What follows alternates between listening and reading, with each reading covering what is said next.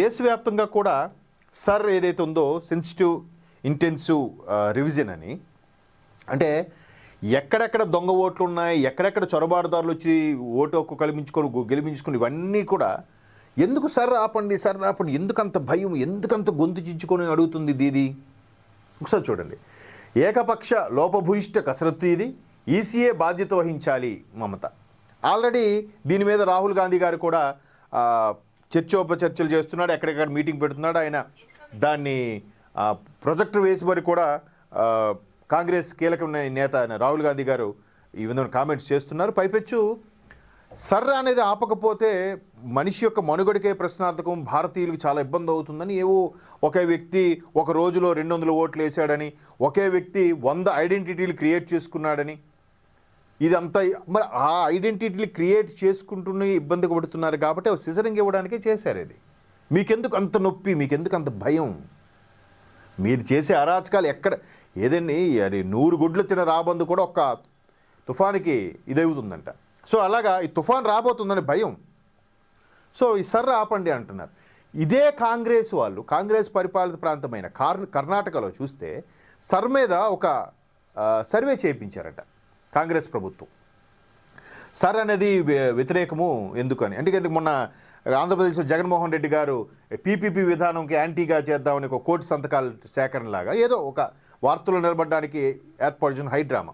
So ఇక్కడ కూడా కర్ణాటకలో కాంగ్రెస్ వాళ్ళు ఈ విధంగా ఒక సర్వే చేపిస్తే అక్కడ సర్కి అనుకూలంగానే ఎక్కువ పర్సంటేజ్ ఓటింగ్ వచ్చింది, వ్యతిరేకంగా చాలా తక్కువ పర్సంటేజ్ నమోదైంది. మరి కాంగ్రెస్ కర్ణాటక పాలిత ప్రాంతమే, అక్కడే ఆ విధమైన వ్యతిరేకత ఉంటే, అనుకూలత ఉంటే మరి ఎట్లా సర్ని ఎందుకు ఆపనంటారు? ఇంకా ఈవిడ చాలదన్నట్టు. అంత కేంద్ర పార్టీ అయిన కాంగ్రెస్ కూడా ఇలాగ మాట్లాడుతున్నా కాంగ్రెస్ పాలిత ప్రాంతాల్లో కూడా సర్కి అనుకూలంగానే ఉన్నారు. ఎందుకంటే ఎవడెవడో వచ్చి బర్మా నుంచి, బంగ్లాదేశ్ నుంచి, పాకిస్తాన్ నుంచి, దుబాయ్ నుంచి వచ్చి ఇక్కడ స్థిరపడిపోయి ఓటర్ ఐడీలు మన దగ్గర మనీ ఇస్తే అవన పనులే ఉన్నాయి.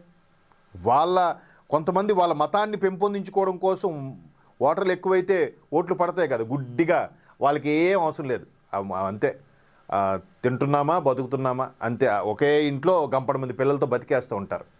ఒకటి నిక్కర ఉంటే ఒకటి చొక్కా ఉండదు, ఒకటి చొక్కా ఉంటే ఒకటి నిక్కర ఉండదు, ఒకటి ఒప్పోటి తింటే ఇంకోటి గొప్ప. ఎందుకు అవి? దానివల్ల అది మెల్లమెల్లగా వాళ్ళు పెంచి పోషించలేక వాడు నానా ఇబ్బందులు పడి చిన్నప్పటి నుంచే స్కూల్కి వెళ్ళక మెకానిక్ షెడ్యూల్లోనూ అక్కడక్కడ కూరగాయలు షాపుల్లోనూ పని చేసుకుంటూ వాడు మెల్లగా ఇంకా డబ్బు బాగా సంపాదించాలనే ఆశతో, ఉత్సుకతతో ఆ తీవ్రవాదం వైపు డైవర్ట్ అవుతారు. అదే జరుగుతుంది.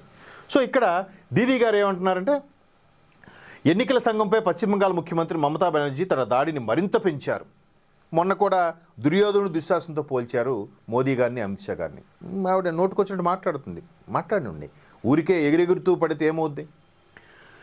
ఏకపక్షంగా లోపభూయిష్టంగా ఉన్న ఓటర్ల జాబితా ప్రత్యేక ముమ్మర సవరణ కసరత్తును సర్ని రాష్ట్రంలో నిలిపివేయాలని ప్రధాన ఎన్నికల కమిషనర్ జ్ఞానేష్ కుమార్కు విజ్ఞప్తి చేశారు.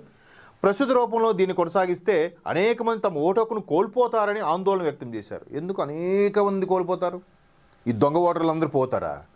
అంటే ఆ దొంగ ఓటర్లతో నువ్వు గెలిచారా మీరు?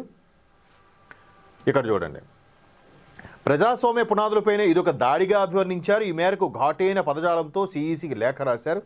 ఏమాత్రం ప్రణాళిక సన్నద్ధత లేకుండా తాత్కాలిక పద్ధతుల్లో తీవ్ర అవకతవకలతో, విధాన ఉల్లంఘనలతో, పరిపాలనా లోపాలతో, అబ్బబ్బబ్బా ఏమిటి వ్యాసం?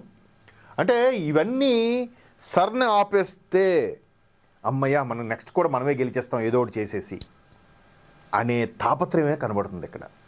ఎందుకు ఆపాలి సార్?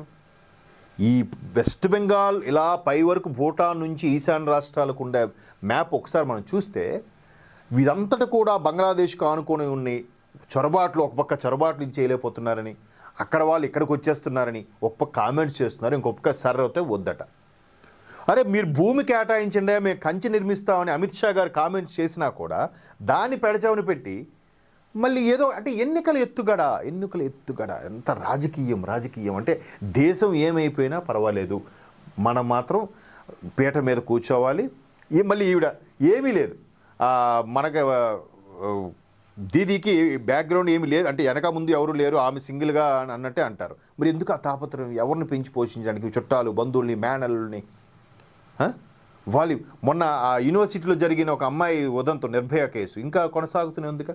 ఎవడు అది అసలైన ముద్దాయి? అక్కడ ఉండే వాచ్మెనో లేకపోతే అక్కడ ఉండే పనిచేసే కాంపౌండర్ కాదు అసలు విక్టిమ్. అసలు అక్యూజ్డ్ వాడు కాదు, ఇంకా ఉన్నారు, తెర వెనుక ఉన్నారు, అది తృణమూలకు చెందిన వాళ్ళే. అదే విషయం ఇక్కడ వైరల్ అవుతుంది. దీని మీద కేంద్ర హోంశాఖ మంత్రి అమిత్ షా గారు కూడా ఒక ధీమా వ్యక్తం చేశారు. తమిళనాడు, పశ్చిమ బెంగాల్లో ఎన్డీఏదే విజయం. ఎన్డీఏ భాగస్వామ్య పక్షాలు ఎక్కడైతే పరిపాలిస్తున్నాయో అక్కడ సజావుగా పరిపాలన కొనసాగుతుంది. పైపెచ్చు డబుల్ ఇంజిన్ సర్కార్ విజయపదంగా దూసుకుపోతుందనే దాని మీద మమతా బెనర్జీ గారికి అలాగే స్టాలిన్ ప్రభుత్వానికి కూడా చురకలంటించేలాగా అమిత్ షా గారు కూడా కామెంట్స్ చేశారు. తమిళనాడు, పశ్చిమ బెంగాల్లో ఈ ఏడాది జరగనున్న శాసన ఎన్నికల్లో ఎన్డీఏది విజయమని అమిత్ షా ధీమా వ్యక్తం చేశారు. తమిళనాడులో పుదుకొట్టే జిల్లా పల్లత్తివయల్ ప్రాంతంలో ఆదివారం నిర్వహించిన బహిరంగ సభలో ఆయన ప్రసంగించారు. తమిళనాడులో డీఎంకే ప్రభుత్వం అవినీతికి మారుపేరుగా మారిందని, ఎక్కడ మంత్రులపై అవినీతి కేసులున్నాయని ధ్వజమెత్తారు. రాష్ట్రంలో ఏ పని చేయాలన్నా 20% కమిషన్ డీఎంకే నేతలకు చెల్లించాల్సిన పరిస్థితి ఏర్పడిందని ఆరోపించారు. ఇది ఎగ్జాక్ట్లీ ఇది చాలా జరుగుతూనే ఉన్నాయి. ఎందుకంటే మొన్న ఇదే తమిళనాడులో కోవలైర సంథింగ్ ఏదో పుర్తలైర ఊరి పేరు గుర్తు రావట్లేదు, అక్కడ సుబ్రహ్మణ్య స్వామికి అది 6 పడి క్షేత్రాల్లో ఒక క్షేత్రపతి, అంటే 6 సుబ్రహ్మణ్య క్షేత్రాలు ఉన్నాయి. అందులో తిరువల్లూరు, తిరుపుత్తూరు ఏవో అలా ఉంటాయి. అది సునామీ వచ్చినప్పుడు కూడా అక్కడ క్షేత్రం, సుబ్రహ్మణ్య స్వామి క్షేత్రంకి ఏమీ జరగలేదంట. అంతవరకు చుట్టూ సునామీ ఉంచేసింది కానీ ఆ దేవాలయం మాత్రం మునగలేదంట. అంటే అంత విశిష్టత గల దేవాలయం కూడా చెప్తారు. అందులో అలాంటి 6 పడి క్షేత్రాలు ఒక క్షేత్రం కొండ మీద ఉంటుంది. కొండ మీద మనకి తిరువన్నామలై, అరుణాచలం ఎలాగైతే దీపం వెలిగిస్తారో హారతి, ఇక్కడ కూడా హారతి వెలిగించాలని అక్కడ ఉండే వాళ్ళు మైనార్టీస్ అడ్డుపడుతుంటే కోర్టు కేసేస్తే మద్రాసు హైకోర్టు తీర్పు ఇచ్చింది వేయండి అని. పోలీసులు రెవెన్యూ సహకారంతో హారతి ఇవ్వండి అని చెప్పినా కూడా అక్కడుండే రెవెన్యూ వాళ్ళు పోలీసులు కూడా హైకోర్టు తీర్పును కూడా పెడచెవిన పెట్టి హారతిని అడ్డుకున్నారంటే ఇది ఎవరి ఇది చెప్పండి? క్లియర్గా కనిపిస్తుందిగా. అందుకే మెల్లగా అంటే ఏదైనా పాపము కుండ నిండితే ఖచ్చితంగా ఒక్కొక్కటికి టైం పడుతుంది, రావాలి. సో ఇట్లాంటి అవకతవకలు అటు వెస్ట్ బెంగాల్లో కూడా చాలా సెట్టింగులు, మరొక బంగ్లాదేశ్కి నమూనాలాగా వెస్ట్ బెంగాల్ తయారైందనడానికి ఏమాత్రం సందేహించక్కర్లేదు. అలాంటి పరిస్థితులు రాబోతున్నాయి కాబట్టి రెండు దగ్గరలో కూడా ఎన్డీఏ సర్కార్ విజయకేతనం ఎగరవేస్తే మెల్లమెల్లగా మార్పులు వస్తాయి. ఒరిస్సాలో బిజు జనతాదళకు సంబంధించిన నవీన్ పట్నాయక్ గారే అక్కడ ప్రభుత్వాన్ని ఓడిపోయిన పరిస్థితి వచ్చి డబుల్ ఇంజిన్ సర్కార్ వచ్చింది. అలాంటిది ఇన్ని దారుణాలు జరుగుతున్న వెస్ట్ బెంగాల్లో, తమిళనాడులో ఎందుకు రాదు డబుల్ ఇంజిన్ సర్కార్? ఖచ్చితంగా వస్తుంది. ఆ ధీమాను వ్యక్తం చేశారు అమిత్ షా. ఇక్కడ ఆ వార్త మనకి ఇక్కడ హల్చల్ అవుతుంది.